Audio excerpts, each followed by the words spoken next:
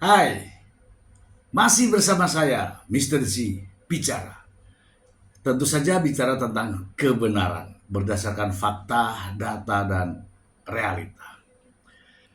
Teman-teman sudah melihat secara keseluruhan beredar di berbagai media sosial ya, termasuk TikTok, YouTube, dan sebagainya. Terkait dengan kasus yang dihadapi Richard Lee dan juga Doktif. Katanya nih ya teman-teman ya, katanya Dr. Richard Lee tidak dilakukan penahanan. Kemudian Doktif nelpon Hotman Paris. Emangnya saya tidak tahu ya apa motivasinya nelpon Hotman Paris. Sementara Hotman Paris adalah seorang eh, pengacara top ya, dan dalam satu kesempatan Hotman Paris mengatakan saya bukan pengacara Doktif. Oke lah, kita baca dulu informasinya berikut. Judulnya, Hotman Paris buka suara, ngaku ditelepon Doktif, yang kecewa Richard Lee tak ditahan. Aduh, mengadu nih ya. Tribun.com, kasus dugaan pelanggaran perlindungan konsumen yang menjerat dokter kecantikan Richard Lee masih terus bergulir di Polda Metro Jaya. Perkara ini bermula dari laporan yang dilayangkan oleh Samira Farahnas atau Doktif pada 2 Desember 2024 terkait produk skincare yang dipasarkan Richard Lee. Setelah ditetapkan sebagai tersangka sejak 15 Desember 2025, Richard Lee akhirnya menjalani pemeriksaan pada Kamis 19 Februari 2026 setelah sebelumnya sempat absen karena alasan kesehatan. Namun, keputusan pihak kepolisian yang belum menahan Richard Lee memicu kekecewaan dari pihak Doktif.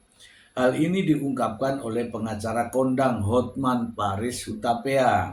Hotman mengaku sempat menerima telepon langsung dari Doktif yang mengutarakan kekecewaannya.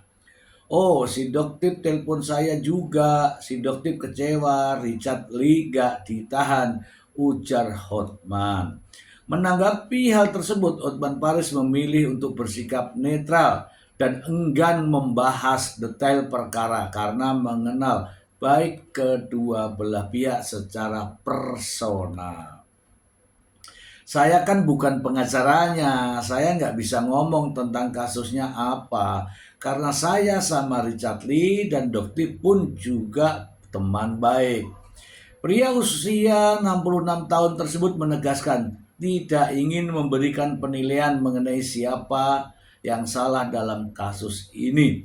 Dua-duanya teman saya, jadi gua enggak mau kasih komentar mengenai siapa yang salah.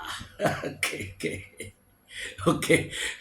Ah, Outman nggak usah lah kasih komentar. Biar saya aja yang kasih komentar siapa yang salah. Oke, berikut ini.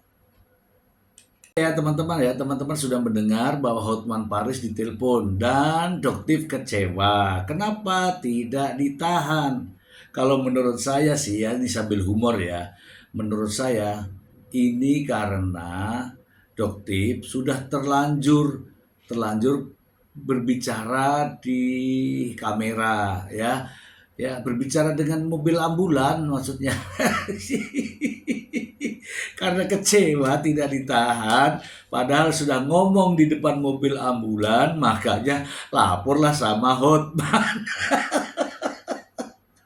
Sementara Hotman bukan pengacara Doktif. Ini memang aneh ya teman-teman ya.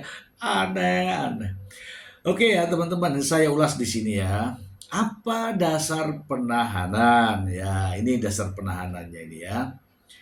Orang ya meskipun diancam hukuman seberapapun, kalau pihak penyidik tidak melakukan penahanan itu artinya ya nggak ditahan. Jangan juga maksa-maksa untuk ditahan. Apalagi sudah komentar di depan mobil ambulan. Nah itu ya ada ya teman-teman ya, ngomongnya sama ambulan. Oke, Anda bisa menilailah ya, Anda bisa menilai.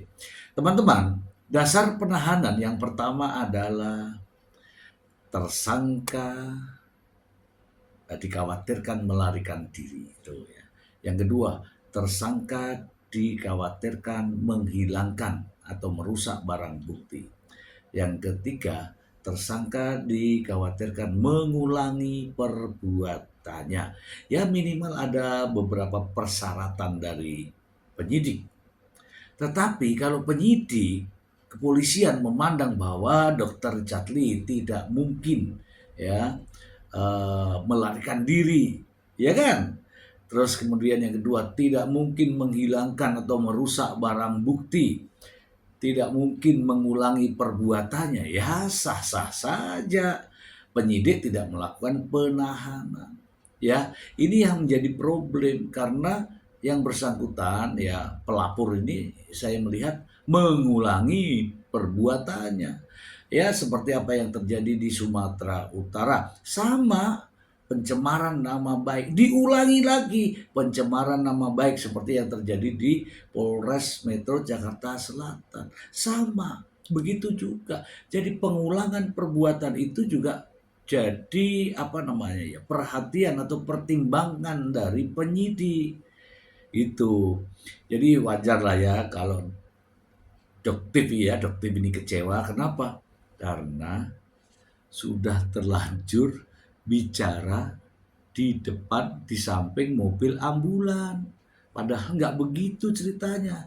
Namanya juga ngarang ya. Bebas.